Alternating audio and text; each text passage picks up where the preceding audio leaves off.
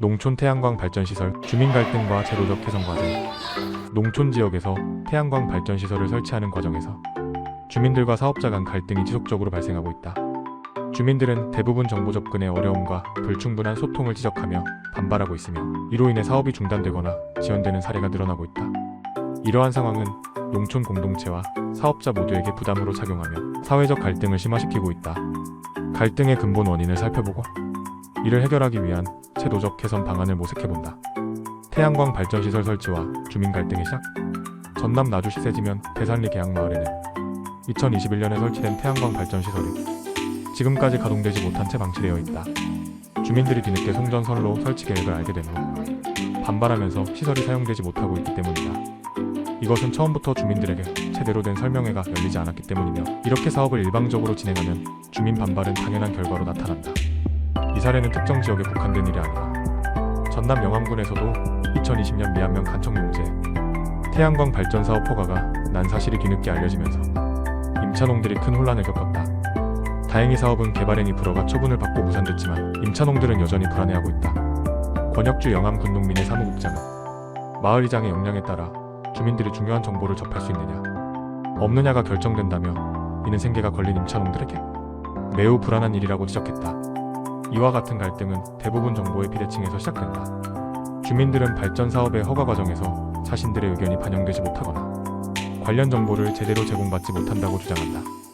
공청회나 주민 설명회가 형식적으로 이루어져 실질적인 논의가 부족한 경우도 적지 않다. 법적 절차와 현실적 한계. 현행법은 주민 의견 수렴 절차를 규정하고 있다. 전기사업법 시행령에 따르면 태양광 풍력 연료전지 발전 사업자는 사업 허가를 신청하기 전에 일간신문 등을 통해 사업 내용을 공지하도록 명시하고 있다. 또한 대규모 개발 사업의 경우 환경영향평가 절차에서 주민 설명회를 열어 의견을 수렴하고 이를 평가서에 반영하도록 규정하고 있다. 그러나 이러한 법적 절차에도 불구하고 실제 주민들이 사업 내용을 접하는 것은 쉽지 않다. 전남 무안군 운남면의 한 농민은 공사가 시작되고 나서야 태양광 발전시설이 들어설 것을 알게 됐다며, 세상에 누가 매일 지역 일간신문이나 시청 홈페이지를 꼼꼼히 확인하겠느냐고 한탄했다. 더 큰 문제는 환경영향평가가 적용되는 사업의 범위가 제한적이라는 점이다. 환경영향평가는 발전설비 용량이 100MW 이상인 대규모 사업에만 의무적으로 적용된다. 소규모 태양광 발전 사업의 경우 주민 의견 수렴 과정이 생략되면서 제도의 사각지대가 발생하고 있다. 농어촌 파괴형 풍력태양광 반대 전남연대회의의 조사에 따르면 전남 지역에서 발생한 태양광 발전 관련 민원의 대부분은 100MW 미만 사업에서 비롯된 것으로 나타났다. 갈등 해결을 위한 제도적 개선 방안.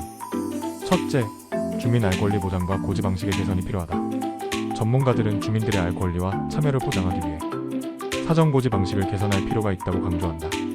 김영수 공익법률센터 농본정책팀장은 현재의 공지 방식은 변화한 미디어 소비 환경을 반영하지 못하고 있다고 지적했다.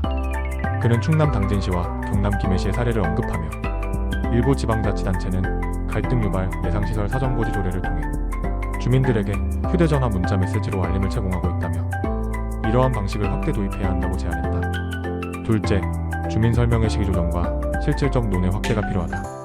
현재 태양광 시설 개발은 입지 선정 발전 사업 허가 개발행위 허가 공사 계획, 신고 착공 순으로 이루어진다.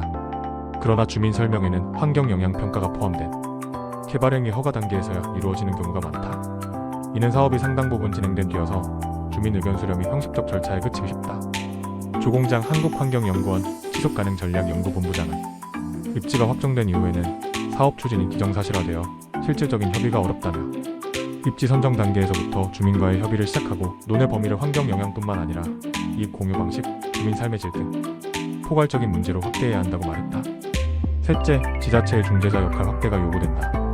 지자체가 갈등 해결의 중재자로 나서야 한다는 주장도 설득력을 얻고 있다. 현재 재생에너지 사업 설명회는 대부분 사업자가 주관하고 있으며 이 과정에서 일방적인 설명에 그치는 경우가 많다. 일본 등 일부 국가에서는 지자체가 설명회를 주관하며 중립적 조정자의 역할을 수행하고 있다. 조 본부장은 지자체 주민 사업자 전문가가 함께하는 민관 협의체를 구성해 사업의 타당성을 심도 있게 논의하는 것이 주민 수용성을 확보하는 데 효과적이라고 덧붙였다. 이러한 협의체는 주민들에게 정확한 정보를 제공하고 사업자와의 소통 창구 역할을 하며 갈등을 예방할 수 있다. 주민 수용성 확보를 위한 이익 공유 모델 도입. 재생에너지 사업의 성공을 위해서는 주민 수용성을 확보하는 것이 무엇보다 중요하다. 이를 위해 공유 모델을 도입하는 방안이 제시되고 있다.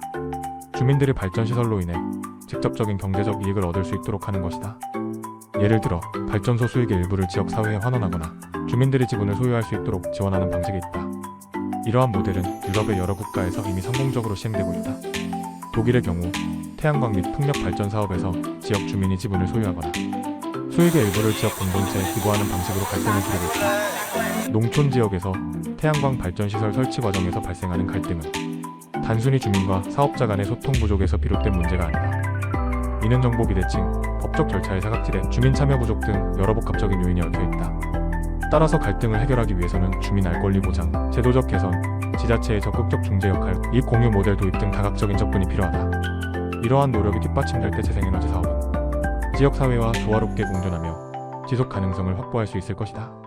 IAD 국제농업신문은 국내와 해외 농업 관련 기사를 제공합니다. 원하시는 분들에게는 매월 정기적으로 발행되는 국제농업 관련 최신 기사 매거진을 받아보실 수 있습니다. 신청자, 이름, 이메일, roexfarm@naver.com으로 신청하시면 무료로 보내드립니다.